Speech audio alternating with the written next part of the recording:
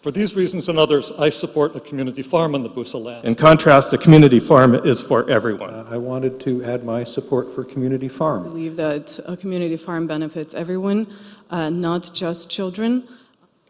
To lose the last available farm would be folly. Folly. Please do everything you can to save the Busa land as a community farm. Let's keep the farm a farm for all of our sakes and to protect the wildlife in the adjacent reservoir. Thank you. We ask Lexington to keep Busa Farm as a farm. The preservation of Busa Farms will provide an important source of education for all children from Lexington and surrounding towns for many years to come. Yeah, preserve and maintain a farm that will serve the entire community. Please find a way to preserve this unique property as a community farm. I'm very much in favor of having it as a community farm. It is one of our last chances to keep a working farm in Lexington. That farming is very important for youth. And I believe that a community farm would be a positive and beneficial addition to the community. Making this into a farm would unite us. It has a really, really beautiful sunset. It has to save this unique town resource and make it a community-wide treasure. Turned into a community farm for everybody in this community, from the oldest senior citizen down to the littlest toddler. I'm really, really passionate about keeping this a community farm. What an amazing opportunity to preserve an open, beautiful, working farm. Continued use of the Busa Farm property for producing local, fresh food. I strongly feel that the Busa Farm should be exclusively used as a farm. It makes most sense for the use of the plot is to devote it exclusively to farming. I and many other local birders would like to see Busa Farm remain in operation as a farm. If this was a community farm, then more kids and adults could enjoy these same opportunities that I've had. But none of it has been as powerful as my experiences on a community farm. It's a no-brainer to me. We've got a farm. We get the same value out of the farm, I think maybe even more. Thanks. Let's preserve what little farmland we have.